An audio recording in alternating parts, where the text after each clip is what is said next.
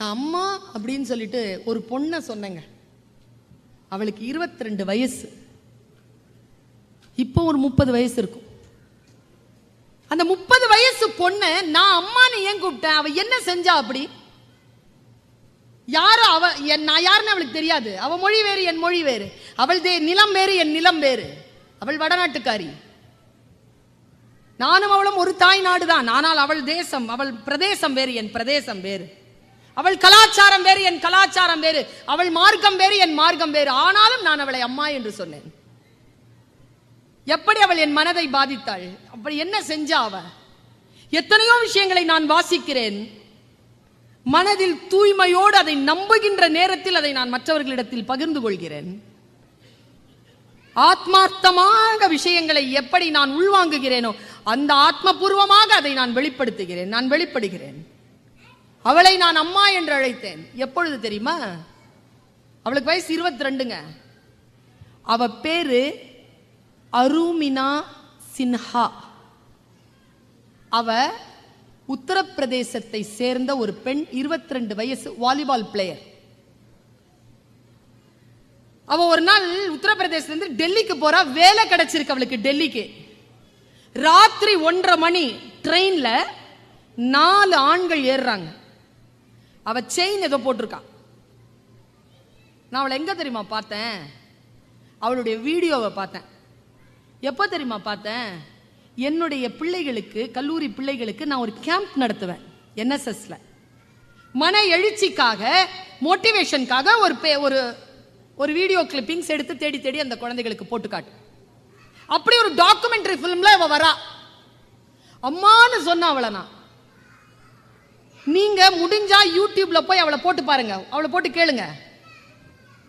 நமக்கு பல விஷயங்கள் நம் முன்னால் வந்து நிற்கிறது. நாம் சினிமாவையும் அரசியலையும் பற்றி மட்டும்தான் பேசுகிறோம். அதுவும் கட்சி சார்ந்த அரசியலை பேசுகிறோம். தேசம் சார்ந்த அரசியலை நாம் சிந்திப்பதே இல்லை.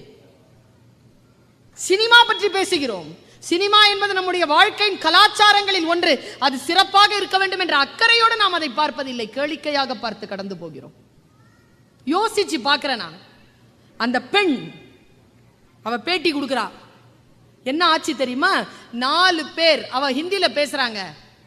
எனக்கு ஹிந்தி தெரியும், அதனால் எனக்கு புரிகிறது. கீழே ஸ்க்ரோலிங் போயிட்டு இருக்கு இங்கிலீஷ்ல. முடிஞ்சா ஹிந்தி தெரியாதவர்கள் ஸ்க்ரோலிங்ல தெரிஞ்சுக்கோ. அவ பேசுறாங்க.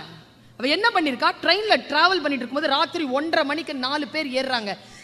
அந்த கோச்ல நிறைய பேர் இருந்தும் கூட அவன் அந்த செயினை பிடிச்சி ஒருத்தன் இழுக்கிறான். இவ ஸ்போர்ட்ஸ் கேர்ள், தடுக்கிறா. உங்களுக்கு தெரியும் தானே, வன்முறை என்பது நீங்கள் எதிர்க்கின்ற பொழுது இன்னும் கூடுதலாக உங்களுக்கு கிடைக்கிறது. அடங்கி போனால் வன்முறை ஒரு அளவோடு இருக்கிறது, அது தொடர்கிறது. எதிர்த்தால் உயிர் போகிறது. அவ எதிர்க்கிறாங்க. 4 பேர் என்ன தெரியுமா பண்ணாங்க? அவளை பிடிச்சி இழுத்து ஆளை சின்ன பின்னமாக்கி அவளை சவமாக்கி அவளை ராத்திரி 4 மணிக்கு அவளை கொண்டு போய் அவள் போராடுறாங்க. 4 மணி வரைக்கும் போராடுறாங்க. அவளே சொல்றா, இத போராடி கொண்டு போய் அவளை கரெக்டா அந்த கதவு கிட்ட கொண்டு வந்துட்டாங்க. அவ எவ்வளவோ போராடுறா, முடியல. கதவுல இருந்து அவளை தள்ளி விடுறாங்க. ஓடுற ட்ரெயின்ல இருந்து விழறா 4:30 மணிக்கு. கீழே விழுந்துட்டு அவ சொல்றா, அவளுக்கு அவ ஜீன் போட்டிருக்கா. ஒரு காலை தொட்டு பார்க்கறாளாம், கால் செதஞ்சு இருக்கான், காலா தெரியலையாம். இந்த ரைட் காலை தொட்டு பார்க்கறா, எலும்புகள் துருத்திட்டு இருக்கான். எப்படியோ எழுந்து நின்னு கிராஸ் பண்ணலான்னு போனா இன்னொரு ட்ரெயின் வந்து அடிச்சிருக்கு. முதுகு தண்டு உடைஞ்சு போய் விழறா. அவ சொல்றா, அடுத்த நாள் சாயந்தரம் 5:30 மணிக்கு தான் அவளை ரெஸ்கியூ பண்ண வந்திருக்காங்க. பரேலி ஹாஸ்பிட்டல் அவளை கொண்டு போய் போடுறாங்க. நான் நாய்களை விரட்டி கொண்டிருந்தேன்ங்கிறா, அன்கான்சியஸா ஆயிடக்கூடாதுங்கிறதுனால அவளை கொண்டு போய் போடுறாங்க 5:30 மணிக்கு சாயந்தரம். டாக்டர்ஸ் வந்து சொல்றது என் காதல விழுது, அனிஸ்தீசியா இல்ல, ஆப்ரேட் பண்ண முடியாது, ஆப்ரேட் பண்ணலன்னா 2 காலையும் எடுக்கணும், ஆப்ரேட் பண்ணா 1 கால் எடுத்துடலாம். அந்த அம்மா சொல்லுச்சான், காலையில 4:30 மணிக்கு விழுந்தேன், சாயந்தரம் 5:30 மணி வரைக்கும் இந்த வலியோட இருந்தேன், இதை விடவா வலிச்சிட போது, எனக்கு ஒரு கால் வேணும், அனிஸ்தீசியா இல்லாமலே ஒரு காலை எடுங்கிறா. அன்னைக்கு ராத்திரி அவளுக்கு ஆபரேஷன் நடக்குதுங்க. நான் எங்க யோசிக்கிறேன்னா, ஆபரேஷன் நடந்து முடிஞ்சு முழுக்க அடுத்த நாள் காலை 10:30 மணிக்கு தான் அனிஸ்தீஷியா வருது. அனிஸ்தீஷியா கொடுக்குறாங்க. 3 நாள் மயக்கத்துல இருக்கா, விழிச்சிருக்கா. அவன் தாய் மாமா வந்தானா, வந்து பார்த்து சொன்னானா, இந்த காலில் ஃபுல்லா பிளேட், முதுகு ஃபுல்லா பிளேட், இந்த கால் இல்லை, ஒரு கால் இல்லை. தாய் மாமா சொன்னானா, ஏய் நீ ஸ்போர்ட்ஸ் பொண்ணுல, மலை ஏறது உனக்கு பிடிக்கும் தானே, எவரெஸ்ட் ஏறியான்னு கேட்டாரான். அவன் சிரிச்சாளாம். கால் போயிடுச்சே மாமா, முதுகு தண்டு உடஞ்சிருச்சே, நான் என்ன பண்ணுவேன்? மலை ஏறுறதுக்கு, எவரெஸ்ட் மலை ஏறுறதுக்கு 2 கால் வேணாம் அப்படின்ட்டு போயிட்டாராம். அந்த ஒரு சொல் போதுமானதாக இருந்ததுன்னு பேசுறாங்க. அவ ஒரு சொல் போதுமானதாக இருந்தது. உங்களுக்கு ஒரு விஷயம் தெரியுமா? 3 மாசத்துல கேலிபர் ஷூ போட்டுக்கிட்டு 3 மாசத்துல இருந்து அவ எவரெஸ்ட் ட்ரைனிங் போறாங்க. 2011 மார்ச் மாசம் அவளுக்கு அடிபடுது. 2013 மே மாசம் 21ஆம் தேதி எவரெஸ்ட் ஏறிட்டா. எவரெஸ்ட்ல உட்காந்துக்கிட்டு இந்த பேட்டி கொடுக்குறான். அவ ஒரு டயலாக் சொன்னாங்க. ஒரு ட்ரெயின்ல அடிபட்டு அவ இப்படி கடக்கிறா பாருங்க, அதை பார்க்க முடியாது உங்களால. உடம்பெல்லாம் சீவி சின்ன பின்னமாய் முகமெல்லாம் வீங்கி ப்ளூவா கிடக்கிறா. போட்டோ இருக்கு அதுல.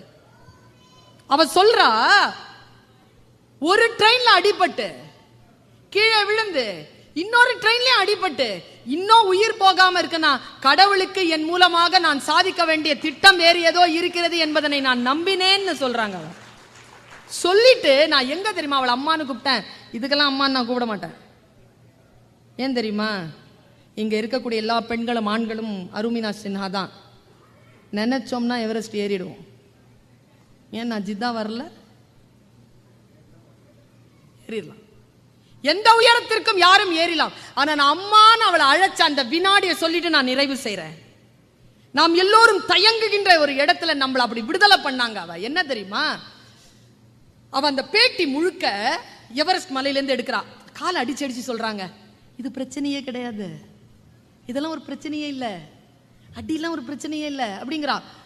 என்ன சொல்லிக்கிட்டே இருக்கா. அவ அடுத்த ஷாட் பார்த்தா அவ முழுக்க முழுக்க அந்த இன்டர்வியூவை 3 இடத்துல கொடுத்துருக்கா.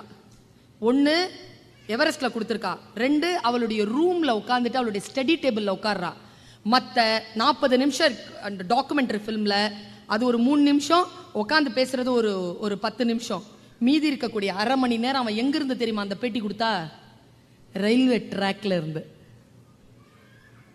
நீங்களும் நானும் எவரெஸ்ட் மலை ஏறிடலாங்க.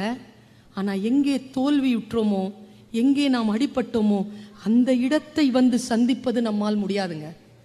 அவ அந்த இடத்தை சந்திச்சாங்க. அந்த இடத்தை சந்திச்சுட்டு காட்டி காட்டி சொல்றாங்க, இந்த ட்ராக்ல தான் என் உயிர் போச்சு, இந்த ட்ராக்ல தான் நான் மானம் இழந்து கிடந்தேன், இந்த ட்ராக்ல தான் என் கை கால் உடைஞ்சு கிடந்தேன், இந்த ட்ராக்ல இருந்து தான் நான் எவரெஸ்ட் ஏறினேன், இந்த ட்ராக்கை இன்னைக்கு நான் பார்க்கிறேன், இந்த ட்ராக் கிட்ட நான் சொல்றேன், நான் ஜெயிச்சிட்டேன், உன்னை என்னால் தோற்கடிக்க முடியவில்லை, நான் ஜெயிச்சிட்டேன்னு சொன்னாங்க. நாம் எங்கே தோற்றோமோ அந்த புள்ளியிலிருந்து தான் நாம் ஜெயிக்க முடியுமே தவிர, தோற்ற இடத்திலிருந்து தப்பி ஓடி வந்து வேறு இடத்தில் ஜெயிப்பது என்பது ஒரு காலமும் வெற்றி ஆகாது என்பதனை அருமினா சின்ஹா சொன்னதனால் நான் அவளை அம்மா என்று சொன்னேன். ஏனென்றால் என் தாய் எனக்கு சொல்லி தந்தாள், யார் உன்னை அவமானப்படுத்தினாலும் அந்த உதடுகளில் இருந்துதான் நீ பாராட்டை வாங்க வேண்டுமே தவிர அவர்களை எதிர்த்து விட்டு அப்புறம் செல்லுவது அல்ல உன் நோக்கம் என்று சொல்லி தந்த காரணத்தினால் சொல்லுகிறேன். வாழ்க்கையில் வாய்ப்புகள் வரும். அந்த வாய்ப்புகளை ஆகுமானதாக மாற்றிக்கொண்டு இறை அச்சத்தோடு அடுத்த கட்டத்திற்கு உயர்வதற்கான அத்தனை தன்மைகளையும் பெறுவது என்பது மிக மிக ஆசீர்வாதமான ஒன்று. நாம் வேறு யாரோ ஒருவருடைய வெற்றியை தான் வேடிக்கை பார்க்கிறோம். அப்படி இல்லை. வாழ்க்கை எல்லோருக்கும் ஒரே வினாத்தாளை கொடுப்பதே இல்லை. முகங்களைப் போல அவரவர்களுடைய வாழ்க்கை வித்தியாசமானது. வித்தியாசமான வாழ்க்கையை நம் போக்கில் நாம் மன உறுதியோடு சந்திக்க வேண்டும்.